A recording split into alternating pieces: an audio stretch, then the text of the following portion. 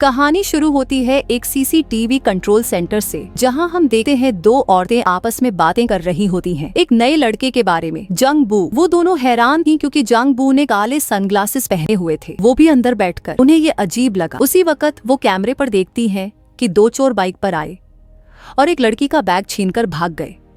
ये देखते ही वो अपने चीफ को खबर देती हैं और चीफ तुरंत पुलिस कंट्रोल रूम को जानकारी देता है।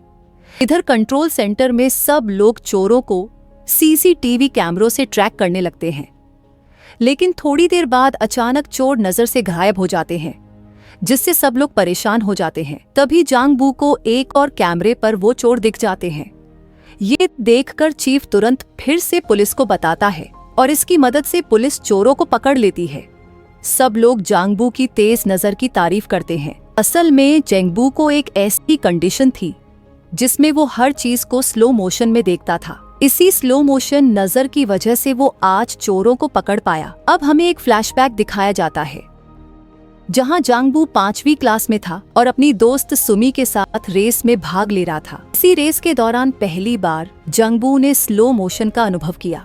जब उसके माँ बाप को ये बात पता चली तो वो उसे डॉक्टर सेओक के पास ले गए। डॉक्टर ने उसकी आंखों की जांच करके बताया कि जांग बू को डायनामिक विजुअल एक्यूटी नाम की एक रेयर कंडीशन है। इस कंडीशन की वजह से जांग बू सब कुछ स्लो मोशन में देख सकता था, यानी कोई भी चीज चल रही हो, भाग रही हो या दौड़ रही हो, वो उसे बहुत साफ और डिटेल में देख सकता था। ये साबित करने के लिए डॉक्टर ने तेज स्पीड से एक बॉल जेंग बू की तरफ फेंकी, लेकिन जेंग बू ने उसे आसानी से पकड़ लिया। फिर डॉक्टर ने चेतावनी दी कि अगर जांग बू ज्यादा दौड़ेगा या अपने आप को ज्यादा थकाएगा तो उसे चक्कर आने लगेंगे, और अगर ऐसा बार बार हुआ तो वो अंधा भी हो सकता है। इसलिए डॉक्टर सुक ने उसे हमेशा काले सनग्लासेस पहनने की सलाह दी। जांग बू की आंखों की बीमारी के बारे में जानकर उसके पिता विदेश चले गए पैसे कमाने के लिए, ताकि बेटे का इलाज हो सके। फिर जांग बू अपनी माँ और बहन के साथ रहने लगा। उसकी ये हालत उसके लिए एक ब्लेसिंग भी थी और कर्ज भी। उसे स्लो मोशन में कुछ चीजें देखना अच्छा लगता था, लेकिन हमेशा काले सनग्लासेस पहनने की वजह से स्कूल में बच्चे उसका मजाक उड़ाते और उसे परेशान करते थे। स्कूल में उसकी सिर्फ एक ही दोस्त थी, सुमी। धीरे धीरे जांग बू को उससे फीलिंग्स होने लगी, लेकिन वक्त के साथ क्योंकि सुमी उसकी दोस्त थी, बाकी बच्चे उसे भी चिढ़ाने लगे और इग्नोर करने लगे। आखिरकार, हालांकि वो नहीं चाहती थी, लेकिन सुमी ने जांग बू से दूरियां बना ली। अब जांग बू के पास कोई दोस्त नहीं रहा। वो निराश और उदास हो गया। फिर उसने सोचा अपनी आंखों को पूरी तरह खराब कर दे। वो दिन रात बहुत करीब से टीवी देखने लगा, लेकिन इतनी मेहनत करने के बावजूद उसकी आंखें और खराब नहीं हुई, बल्कि उसे टीवी पर आने वाले ड्रामा से प्यार हो गया। वो हर एक्टर को बड़ी बारीकी से देखने लगा और इसके बाद जांग बू ने बाहर जाना पूरी तरह बंद कर दिया। पैसे बचाने के लिए उसका बाप छुट्टियों में भी घर नहीं लौटता था और इसी तरह 10 साल गुजर गए। एक दिन खबर आई कि उसके पिता की जॉब पर एक्सीडेंट में मौत हो गई। इस सदमे ने जांग बू के परिवार को तोड़ दिया। अब उसकी माँ और बहन के अलावा उसके जीवन में सिर्फ एक करीबी इंसान बचा था, डॉक्टर सेओक। तो वो उनसे मिलने गया। डॉक्टर ने उसे सलाह दी कि वो बाहर निकले, कोई काम ढूंढे और अपने परिवार की मदद करे। डॉक्टर की सलाह मानकर जांग बू ने सीसीटीवी कंट्रोल सेंटर में काम शुरू कर दिया और यहाँ से फिल्म की प्रेजेंट टाइमलाइन शुरू होती है। जांग बू को सीसीटीवी फुटेज देखना अच्छा लगता था क्योंकि उसे अपने ड्रामास की याद दिलाता था। बस फर्क इतना था कि ड्रामास में सब एक्टिंग होती थी और मॉनिटर पर जो दिखता था वो असल जिंदगी थी। ऑफिस में जांग बू बहुत कम बोलता था। उसके पास बैठा ब्योंग सू उससे बात करने की कोशिश करता, लेकिन जांग बू बस चुपचाप सिर हिला देता। कैमरों को देखते हुए जांग बू अक्सर लोगों के कदम गिनता कि कितने स्टेप्स में वो किसी जगह तक पहुंचते हैं।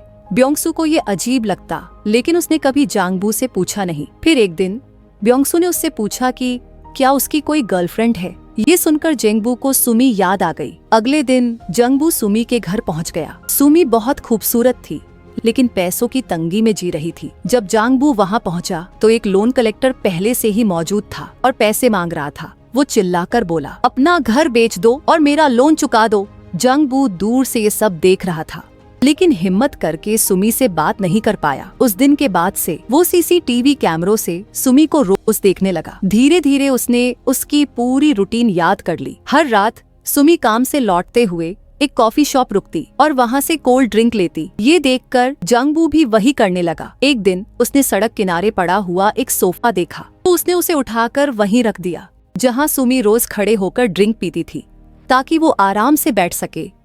उस रात सुमी ने सोफा देखा और बिना सोचे समझे उस पर बैठ गई और आराम से अपना ड्रिंक पीने लगी। अगले दिन बारिश हो रही थी और जांगबू ने कैमरे में देखा कि सुमी बस स्टॉप पर फंसी है तो वो तुरंत ब्योंग-सू को लेकर वहां पहुंच गया। वहां जाकर जांगबू ने हीरो की तरह छतरी खोलकर सुमी को बचाना चाहा, लेकिन सुमी ने उसे पहचाना नहीं। वो गुस्से में बोली और वहां से चली गई। इसके बाद जांगबू और ब्योंग-सू डॉक्टर के पास गए कि सुमी को कैसे इम्प्रेस किया जाए। डॉक्टर सेओक ने कहा उसे फूल दे दो। अगले दिन सुमी एक म्यूजिकल ड्रामा के ऑडिशन के लिए जा रही थी, लेकिन वो पहले से ही लेट थी।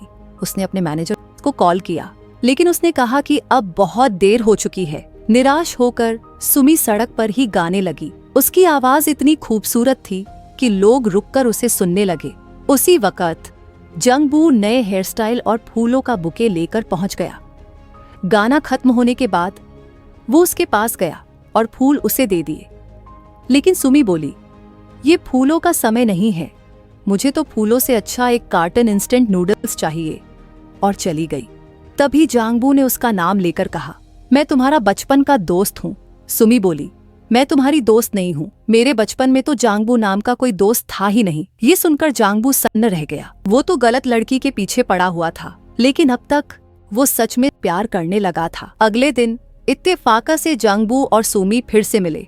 सुमी शॉपिंग करके घर लौट रही थी। उसने जांगबू को देखकर अपने थैले उठवाए। जांगबू ने उन्हें घर तक पहुंचाया और जैसे ही वो जाने लगा, सुमी ने पूछा तुम अपनी बचपन की दोस्त को क्यों ढूंढ रहे हो? जांगबू बोला क्योंकि मुझे वो पसंद है। ये सुनकर सुमी चुप रह गई। बाद में जांगबू ने सीसीटीवी कैमरे में देखा कि सुमी किसी से फोन पर बात कर रही है। बातों से पता चला कि उसे म्यूजिकल ड्रामा के लिए चुन लिया गया है। ये सुनकर सुमी इतनी खुश हुई कि सड़क पर ही नाचने लगी। उसे इतना खुश देखकर जेंगबू भी खुश हुआ और उसने उसका स्केच बना लिया। उस शाम सुमी एक कैफे में अपनी खुशखबरी मना रही थी। तभी जांगबू वहाँ आया और उसे इंस्टेंट नूडल्स का डिब्बा देकर बोला तुमने कहा था फूलों की जगह नूडल्स चाहिए, याद है? फिर दोनों बातें करने लगे। बातों के दौरान सुमी ने उसे अपना ड्रामा स्क्रिप्ट दिखाया और मजाक में थोड़ा एक्ट भी करके सुनाया।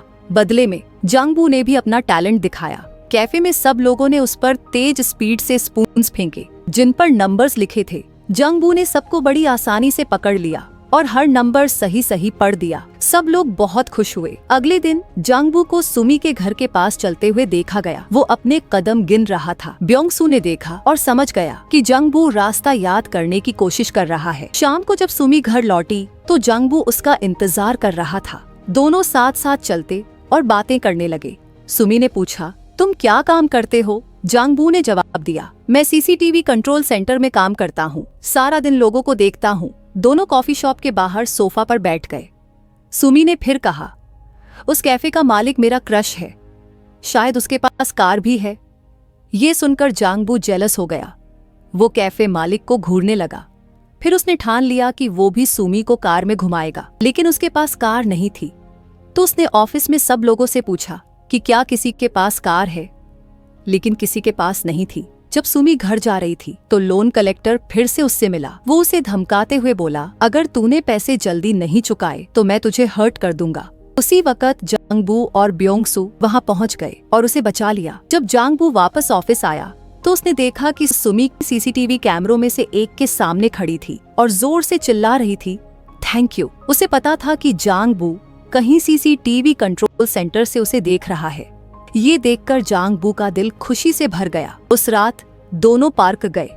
जांगबू ने गिरते हुए पत्ते पकड़े और सुमी को देते हुए पूछा अगर तुम्हारे पास कार होती तो तुम कहाँ जाती?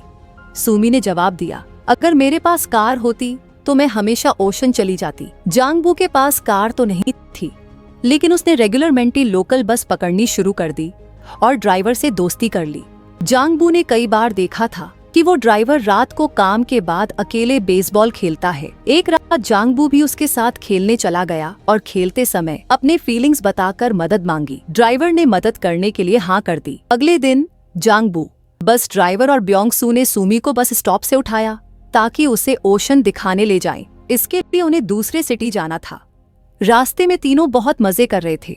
लेकिन जैसे ही वो सिटी बॉर्डर पर पहुंचे, एक पुलिस ऑफिसर ने उनकी बस रोक दी और कहा कि लोकल बस दूसरे सिटी में जाने की इजाजत नहीं है। गुस्से में सुमी तर्क कर ऑफिसर से बहस करने लगी। उधर जांग बू बस चुपचाप उसे स्लो मोशन में देखता रहा, पूरी तरह मोहित होकर। कुछ देर बाद ब्योंग सू ने उसे शांत कराया और वो सब वापस अपने सिटी लौट आए। सीसीटीवी कंट्रोल सेंटर में चीफ ने सबको बताया कि हाल ही में सिटी में औरतों के किडनैपिंग केसेस बढ़ गए हैं। उसने सबको अलर्ट रहने को कहा। उसी वक्त जांग बू एक मॉनिटर पर सुमी को देख रहा था, लेकिन अचानक वो सीसीटीवी फुटेज से गायब हो गई।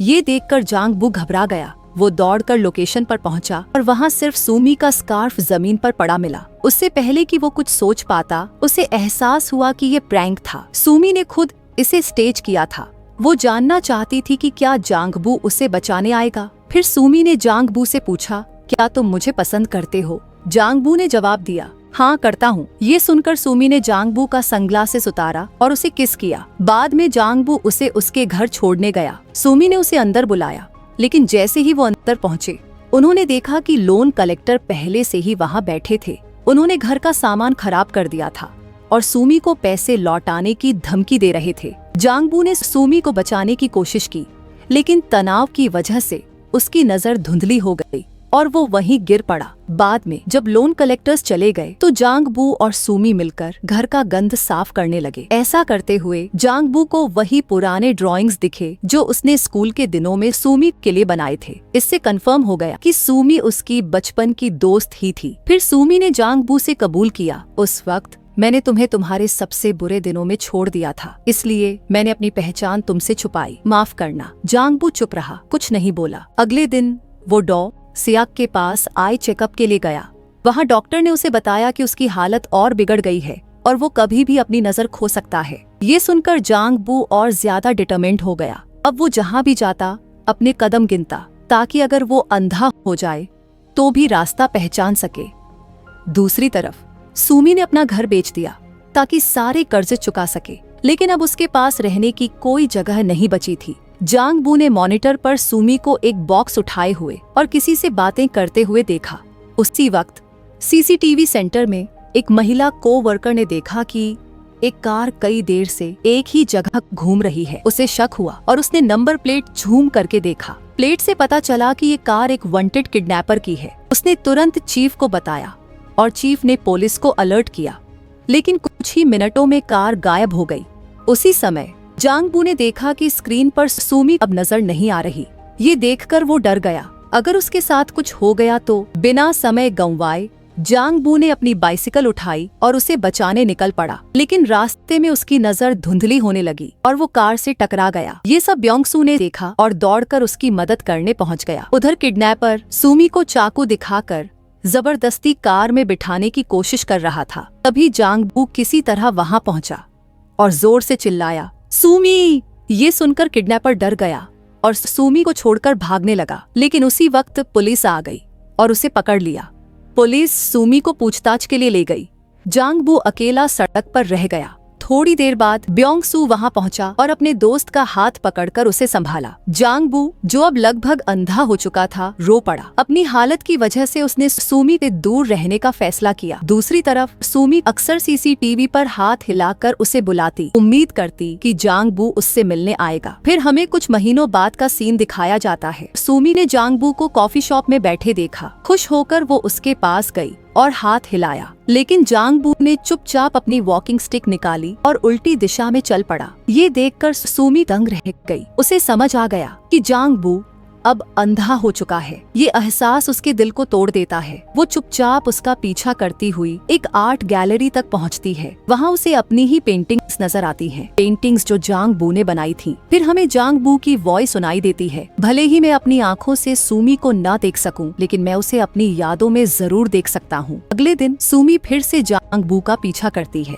थोड़ी दूर चलने के बाद जांग बू अचानक मुड़कर पूछता है, आज तुम कहाँ जाना चाहती हो? सुमी समझ जाती है कि वो अब भी उसकी मौजूदगी महसूस कर सकता है। आंसुओं भरी मुस्कान के साथ वो दौड़ कर आती है और उसे कसकर गले लगा लेती है और इसी के साथ फिल्म खत्म हो जाती है।